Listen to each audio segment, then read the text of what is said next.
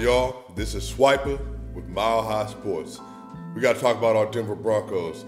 Yesterday, the Denver Broncos played versus the Los Angeles Rams in the final preseason game of the 2023 NFL season, and y'all, they put on an absolute show. Now, as you might recall, the offense has not moved all that well throughout the entire preseason. Defense has looked dominant. They've had a lot of great opportunities to see some high-quality defensive play. Offensively, had a couple drives here and there, but yesterday was absolutely a Sean Payton masterclass. The Denver Broncos opened up the game in the first quarter, and they set the tone from the get-out. Jarrett Stidham, again, who the Broncos signed for a one-year, $5 million deal, man, 7-7 to start the game off. Boot action. He was reading the keys really well. He was stepping up into the pocket. Whenever they were getting multiple actions, he was checking from 1, 2, and 3, and then even 4 at times in terms of his process and who was available on the route tree. It really was just an excellent display of offensive football.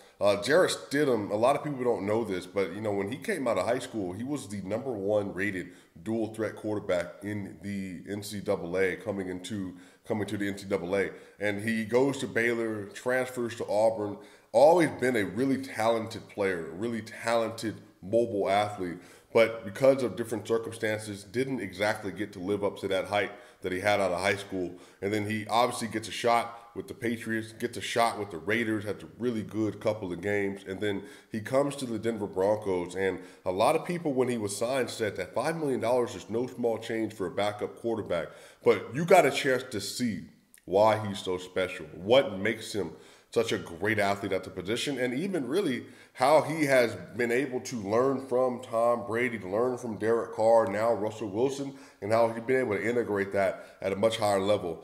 Yesterday, his processing was excellent, and there was even a play yesterday in the first half where Jarrett Stidham ends up getting almost sacked behind the line of scrimmage, but he's able to maneuver and get out of the grasp of the defender. He takes off for 20 yards for a first down, I believe on a third down as well. So he really just has a lot of really high-quality tools. He's extremely young, which is good because that means that he's still growing, still has a lot of room to continue to add to his game and to figure out some of the things that make quarterbacks elite in this league. And he put on a show yesterday to the tune of 17 of 28, 236 yards and 1 touchdown.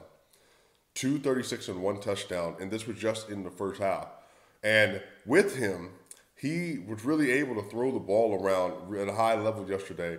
Albert Okwuegbunam, man, Denver Broncos took him in the draft really 3 years ago, and he has not been able to stick to the rotation since then, blocking issues. But I got to tell you what, shout out to Albert O, because that was the best game he's had as a Denver Bronco regular season or preseason.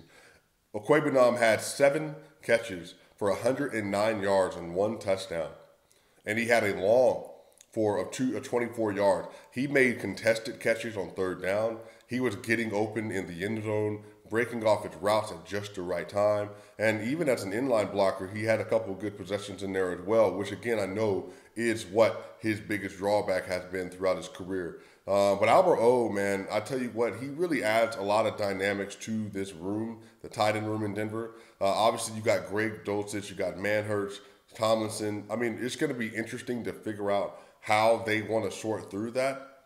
But after yesterday's performance, I'm not sure they can keep him off the roster. So I think he might have earned himself a roster spot on the 53 after that amazing game yesterday. Also, shout out to Brad Johnson as well, man. Yesterday, because of the injuries to the team and obviously Jerry Jeudy with the hamstring injury, Brandon Johnson had a great opportunity to really make some separation on the depth chart. He yesterday had 2 catches for 58 yards. Lil'Jordan Humphrey had 4 catches for 57 yards, including, I think, 2 really, really great catches on that first drive. And obviously Marvin Mims had 2 receptions for 51 yards yesterday as well. Had a great, great deep ball. Brandon Johnson as well had a great deep ball they caught from Jarrett Stidham. Really able to maintain control of the possession, control of the ball. They fought off the defenders really well. So really, really good performances from Okwuegbunam, Johnson, and Lil'Jordan Humphrey. I personally think that Marvin Mims is about to be like special.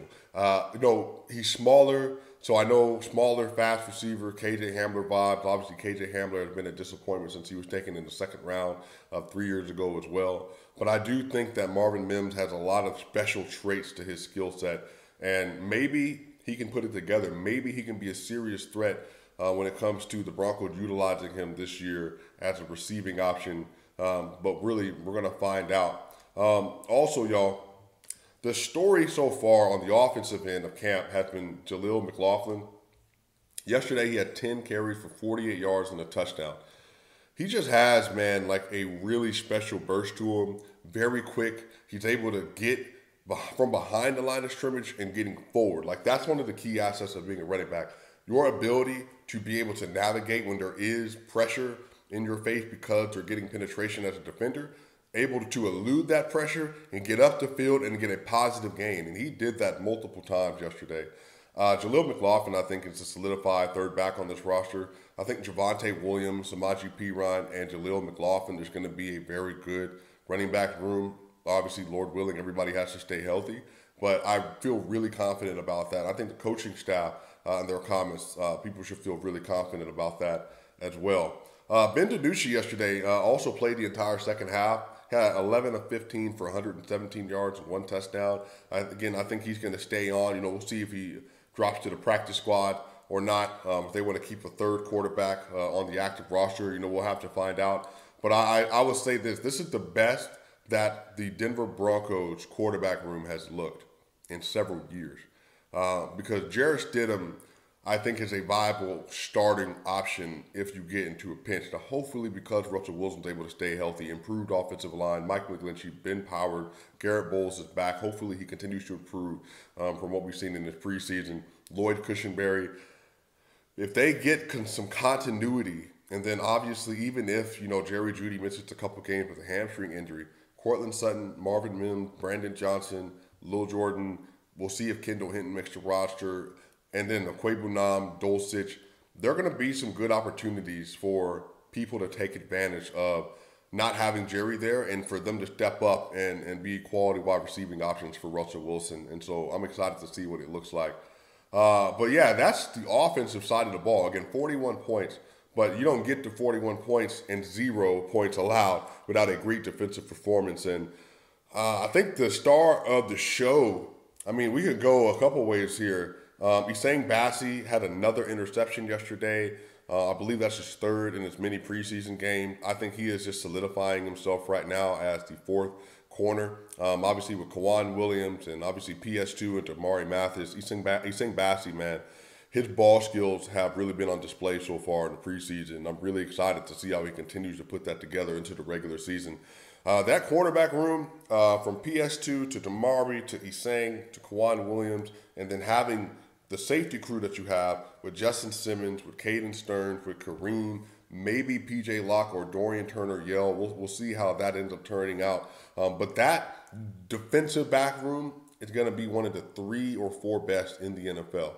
And really, it's going to come down to Damari Mathis. If Damari Mathis is able to be a high-quality starter, then it's going to be locked down. And he had a lot of really good moments so far this preseason, so hoping for the best for him. But my maybe second MVP, if not first MVP, of the defense yesterday was Drew Sanders.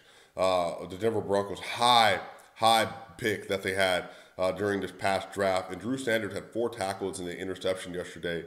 But his ability to run sideline for sideline is nothing to play with. It's nothing to play with. 6'3", 240 pounds, very fast, great instincts, 22-year-old rookie out of Arkansas.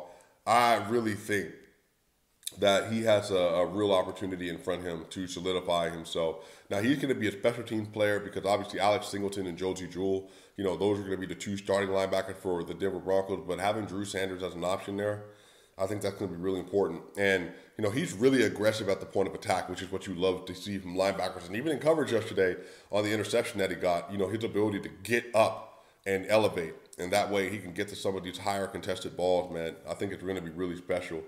Had a really, really good game yesterday. Really excited to see what Drew Sanders continues to do. There was multiple players that tried to make to show up yesterday and try to make some plays. Elijah Garcia had the fumble recovery on that Drew Sanders interception when Drew, obviously, as the linebacker, fumbled the ball. But y'all, 41 points. The Broncos yesterday had 342 passing yards, 152 rushing yards, and 494 total yards, and they only gave up 159 total yards to the Rams. Now, what I think for this is this should be good momentum carrying you into the regular season. The 49ers game, I think in the first half with the starters, how Russell Wilson looked, how the rest of the starters looked, getting down the field, plus the fact that you saw that if you execute Sean Payton's offense at a high level, then it's going to bode really well for you. It's going to bode really well for you in the long run. So really excited to see more from the Denver Broncos squad as the year goes on. What do y'all think? What was your favorite part of yesterday's game? Brett Maher, shout out to him as well. The Broncos having a quality special teams unit, and hopefully Maher is able to really show that he's one of the best kickers in the NFL again. He has a really, really strong leg as well, very accurate. What do y'all think? What do y'all think about what you saw yesterday? Are you excited? More excited because of what you saw going into this regular season for the Denver Broncos, y'all. Hey, let me know what y'all think. Swipa Gang, Mile High Sports. I'll see y'all soon.